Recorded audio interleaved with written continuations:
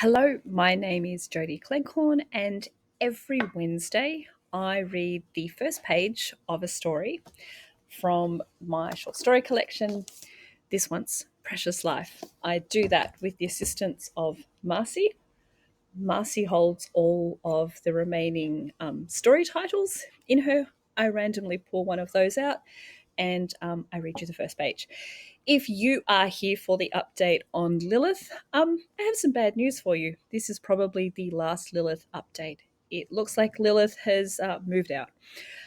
So, having welcomed her in as the sort of quasi fourth member of our household, she's decided to go somewhere else. So, we thought maybe she had tucked herself up into. There was a hole in the sliding door, but no, she's definitely not there. She has not been seen for about a week. So after my partner joking that he definitely had had a fair dose of exposure therapy, I think there's a tiny bit who might actually miss Lilith. Um, I'm not actually at home at the moment. I am still down the road, house and dog sitting for friends of mine who are in Europe.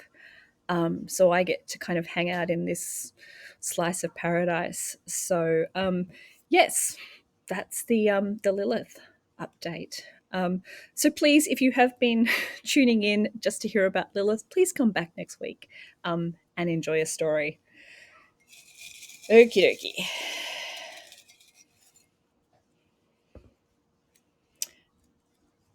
Today's story is Kissed by the Sun. Kissed by the Sun is a vampire story. It was in the Ticonderoga anthology back in 2011, I think it was, called Dead Red Heart. It's the only vampire story I've ever written. It's quite possibly the only vampire story I ever will write, but you should never say never.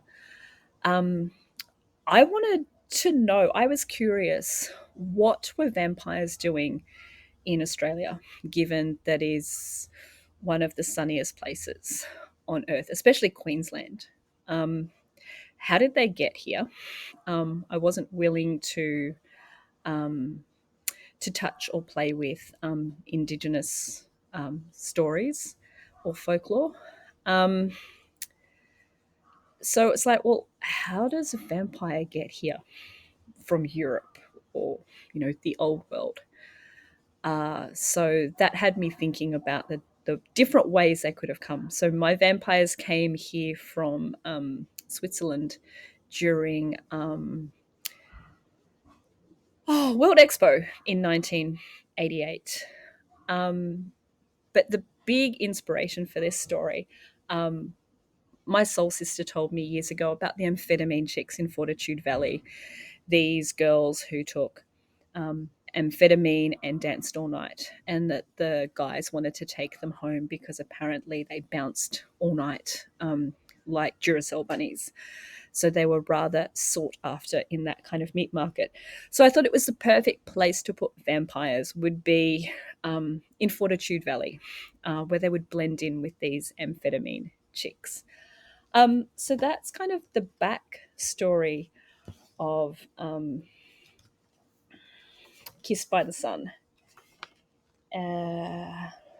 Was also inspired, if anyone's ever seen the Australian vampire movie called Daybreakers, it was also, that was an inspiration as well. Um, Plus, I mean, who doesn't love the idea of not just vampires in Fortitude Valley, but vampires on the Gold Coast during schoolies? All right, so here we go. Kissed by the Sun.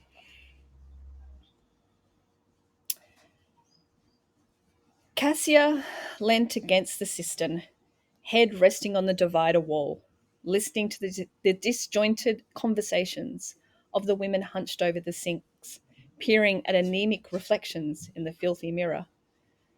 They were the visual equivalent of running your fingernails down a blackboard. Emaciated former beauties expending life essence like body fat. The crop tops and the low slung jeans exposed sunken stomachs, protruding hip bones and gnarled muscles, bodies cannibalizing themselves in an orgy of drugs, sex, and all-night dancing. The first night in Fortitude Valley, Isolde warned her never to drink from the amphetamine chick. The vacuum of life made them toxic. Cassia wondered how long Brian would wait. Isolde's bizarre behaviour should have scared him off, inhaling the air around him, telling him how good he smelled. But the boys in this meat market were willing to ignore all sorts of social transgressions to score a girl who'd ride their cock all night long with the vigour of a Duracell bunny. The toilet door slammed open, cutting off the inane chatter. "What are you looking at?" one of the girls snarked. "The door marked exit." Cassia shuddered, recognizing her maker's voice. "Really? How about you avail yourself of it?" That's it.